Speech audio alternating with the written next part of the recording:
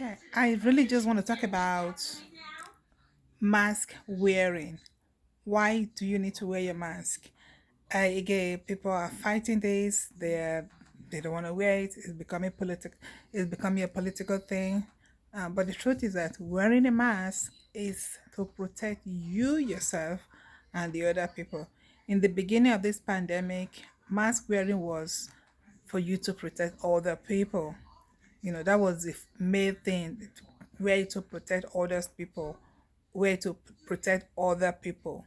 But right now, you're wearing it to protect yourself and other people. Let me explain.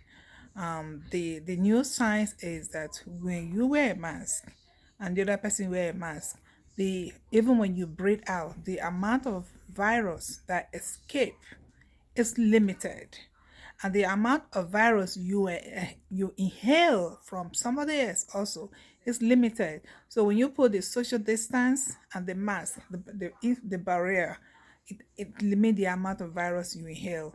If you happen to be in a place where somebody is infected, remember, a lot of people are asymptomatic carriers. So there are a lot of people that temperature might be okay, but they do have it and they're shedding. So you don't know. So mask prevent that person from blowing, a zillion out. And your mask also prevent you from inhaling a zillion in.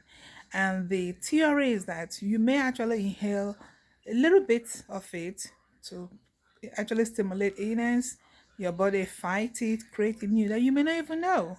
And even if you do get sick, because the amount of virus you inhale is not so much, it will not overwhelm your system.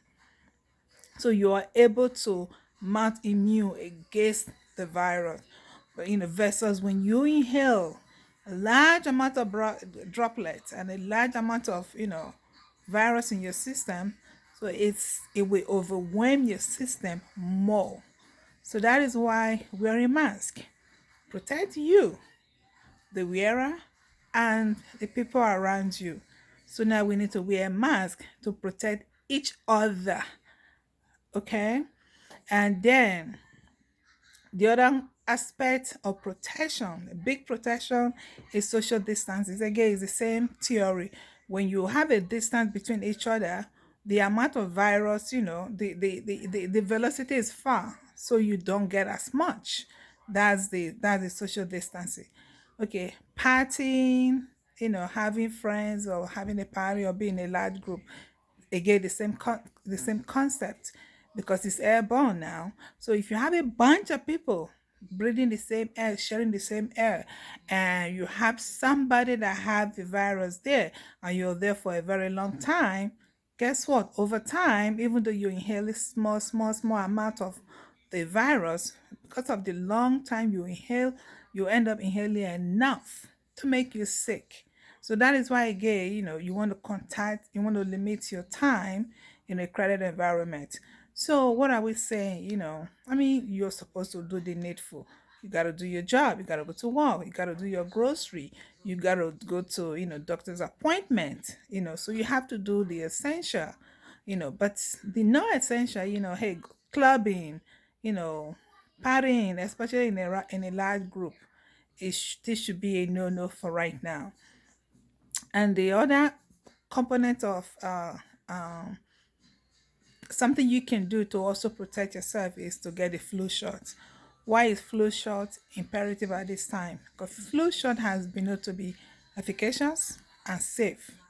And if you get a flu shot, it can at least protect you against the flu virus, because you do not want to get the flu disease, and while your body is fighting that, recovering from it, then you get the COVID.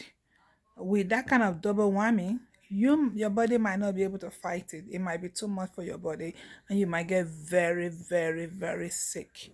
Versus if you get the flu and you have immunity against flu, and God forbid you get the COVID virus, you are in a better shape.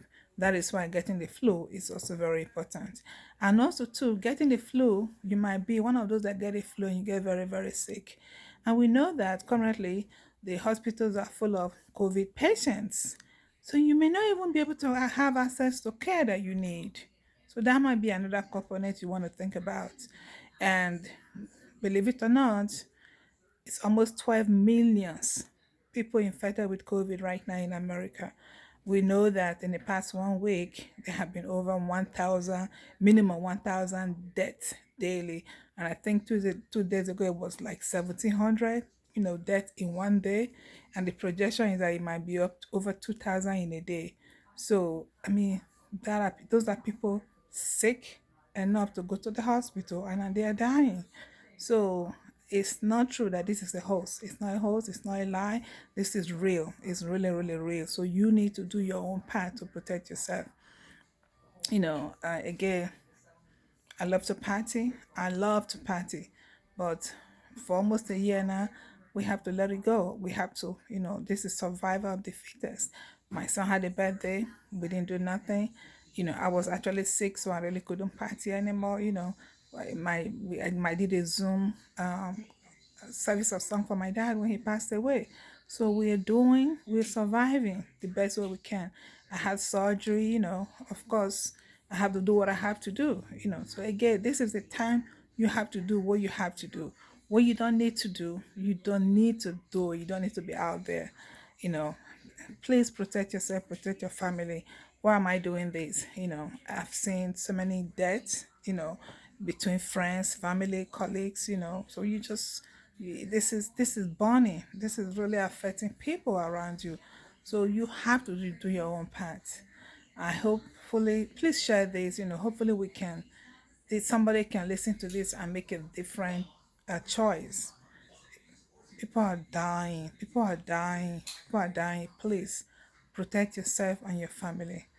This is your girl, Dr. Fina. This is coming from a place of love, and I pray that all is well with you and your family in Jesus' name. Thank you.